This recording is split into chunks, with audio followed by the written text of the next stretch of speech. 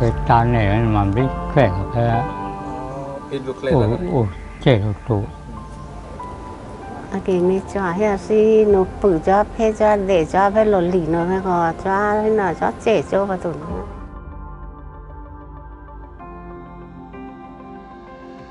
ตรงนี้จะเป็นพื้นที่เขตหมู่บ้านทับสองนะครับพื้นที่เสี่ยงภัยตรงนี้นะครับก็ในเรื่องของน้ำป่าไหลหลากดินถล่มก็จะตรงจุดนี้นะครับมีความเสี่ยงที่จะเผชิญน้ำทุกปีครับเพราะว่าน้ำจะออกมาจะระบายออกมาจากตรงนี้แล้วตรงพื้นที่ตรงนี้ก็อุ้มน้ำไม่ไหวก็จะเสี่ยงที่จะดินถล่มถ้าระดับน้ำที่มากนะครับตรงจุดนี้นะครับจะทำให้น้ำที่นะครับก้อนหินหรือว่าดินโคลนก็ถล่มลงมาแล้วก็จะมารวมกันอยู่ตรงหน้าหมู่บ้านตรงนี้ครับซึ่งปีนี้นะครับเราก็รับผลกระทบจากน้ำป่าไหลหลากซึ่งตรงนี้จะเป็นจุดที่น้ำป่าไหลหลากลงมารวมกันอยู่ตรงนี้นะครับประกาศเสียทางสายก่อนเนาะแล้วก็ผู้ใหญ่ก็โทรหาผมตอนคืนเพราะว่าให้ไปเรียกชาวบ้านหน่อยคือกลัวจะไม่รู้กันนะเพราะว่าเสียงเตือนภัยมันเตือนแล้วตอนนี้นะคือเราใช้เฉพาะของเครื่องตัวนี้มันชาวบ้านเขาจะไม่ได้ยินผมก็เลยเอามอเตอร์ไซค์วิ่งบีบแต่ไปเลยบอกว่าให้ลงไปลมโพนกันเพราะว่าเสียงเตือนภัยเนี่ยมันเตือนแล้วความเป็นมาของโครงการนี้นะครับเราเห็นว่าการเกิดอุทกภัยแต่ละครั้งนะครับในชุมชนของเราเห็นว่าส่วนใหญ่แล้วก็มาจากภัยธรรมชาติแล้วเราเห็นว่าส่วนใหญ่ก็มาจากป่าภัยธรรมชาติที่เราประสบเจอนะครับก็เลยเห็นว่าภัยนักเราเนี่ยเราควรจะมีการบริหารจัดการยังไงในบทบาทของสมาคมชมรมผู้สูงจังหวัดเราพยายามเติมเต็มประเด็นในเรื่องขององค์ความรู้นะครับองค์ความรู้แล้วก็ข้อมูลเชิงวิชาการอีกอย่างหนึ่งก็คือในเรื่องของการเชื่อมประสานงานกับหน่วยงานภาคีหน่วยงานภาครัฐนะครับทั้งปภ.ก็ช่วยในเรื่องของข้อมูลเชิงวิชาการด้านการจัดการภัยพิบัติการเฝ้าระวังนะครับ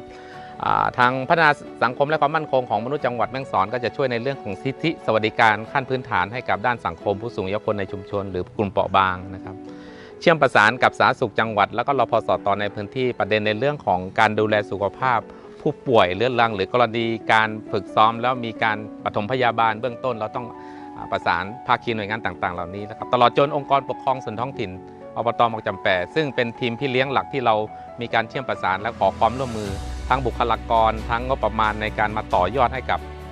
ชมรมผู้สูงอายุหรือบ้านทบศอกที่มีการจัดการเรื่องภัยพิบัติในพื้นที่ครับเฟสหนึ่งตอนนั้นทางมูลนิธิพัฒนางานผู้สูงอายุเข้ามาเนาะก็เราก็ได้มีส่วนร่วมในส่วนของซ้อมแผนจริงนะคะในพื้นที่นะคะเราจะมีส่วนในของการขับเคลื่อนย้ายการแยกกลุ่มเป้าหมายยังไงเนี่ยค่ะแล้วก็เฟส2เราเข้ามาในส่วนของการทำข้อมูลของผู้สูงอายุนะคะเราใช้ข้อมูลของสมุดพกครอบครัวซึ่งสำนักงานพัฒนาสังคมก็ได้มีการจัดเก็บครัวเรือนกลุ่มเปราะบางนะคะเราใช้ตัวนี้เข้ามาจับในโครงการนี้ด้วยโดยดึงข้อมูลบางส่วนนะคะที่เกี่ยวกับผู้สูงอายุครอบครัวผู้สูงอายุอย่างเงี้ยค่ะโดยทำ Google Form ขึ้นมาในส่วนของการจัดเก็บนะคะแล้วก็สรุปออกมาโดยมีตัวแทนของชมรมผู้สูงอายุพี่ๆอพม.อพส.นะคะเข้ามามีส่วนร่วมในการจัดเก็บข้อมูลค่ะ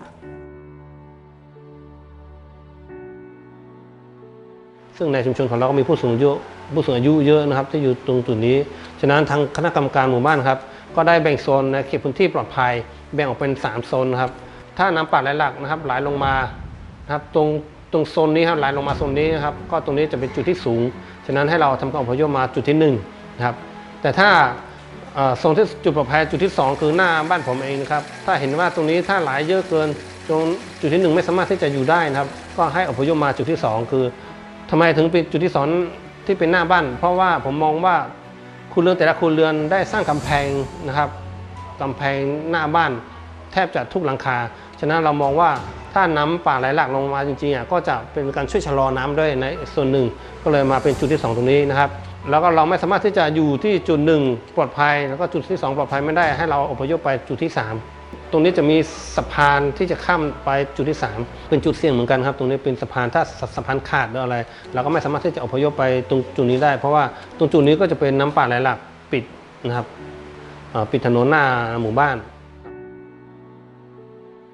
ระยะที่3นะครับในเรื่องของการจัดการพื้นที่ป่าเพื่อลดความเสี่ยงภัยพิบัติจากธรรมชาตินะครับเราก็มองว่าในพื้นที่ของเรานั้นเราล้อมรอบไปด้วยป่าไม้นะครับเกิดภัยพิบัตินะครับส่วนใหญ่ก็จะอยู่ทางฝั่งเหนือหมู่บ้านลงมานะครับซึ่งเรามีความกังวลว่าเราจะบริหารจัดการยังไงเมื่อเราเกิดอุทกภัยนะครับก็เลยมีการจัดทำโครงการการจัดการพื้นที่ป่าเพื่อที่ว่าจะลดความเสี่ยงจากการเกิดภัยพิบัติน้ำป่าไหลหลากจากจุดที่ว่าเราเห็นว่ามีความเสื่อมโทรมแล้วก็มีจุดที่มีความเสี่ยงนะครับที่ว่าตรงนั้นก็จะเป็นพื้นที่เสี่ยงที่น้ำป่าไหลหลากเรามีน้ำออกมาอยู่ตลอดเวลานะครับเมื่อเกิดฝนตกหนักนะครับก็เลยจะทำโครงการการจัดการพื้นที่ป่าดังกล่าวครับถ้าพูดถึงจุดเปลี่ยนในชุมชนของเราครับเดิมทีเนี่ยชุมชนเราไม่รู้เราไม่มีมาตรการในเรื่องของการป้องกันในการเตรียมความพร้อมในการรับมือภัยพิบัติคือจุดเปลี่ยนที่ชาวบ้านหลายคนก็มองว่านี่ก็เป็นเรื่องสำคัญที่เราจะให้ความร่วมมือครับตามวัตถุประสงค์ของโครงการที่เราตั้งเป้าไว้ก็คือว่าจะทำยังไงให้เขาเรียกว่ามีการเสริมสร้างศักยภาพชุมชนให้มีความพร้อมตั้งรับปรับตัวต่อภัยพิบัติและก็การเปลี่ยนแปลงภูมิอากาศก็ถือว่าอย่างน้อยเราเกิดกลไกเนาะคณะกรรมการชุมชนเรามีให้ชุมชนได้ทำฐานข้อมูลในการบริหารจัดการเอามาเตรียมความพร้อมรับมือบัตรแล้วก็พัฒนากิจกรรมที่เกี่ยวเนื่องกันนะครับจากกลไกที่เราประสานงานทั้งเครือข่ายแล้วก็กลไกประสานงานภาครัฐนี่เขาก็จะมีกิจกรรมสามารถจะมีเกิดประโยชน์ต่อเนื่องครับนอกจากเรื่องรับมือบัตรก็จะขยายไปงานอื่นๆงานดูแลสุขภาพงานสงเคราะห์ผู้สูงอายุรวมทั้งการส่งเสริมอาชีพต่างๆประสานอบต.หรือว่าโครงการอื่นๆเข้ามาหนุนเสริมต่อไปนะครับ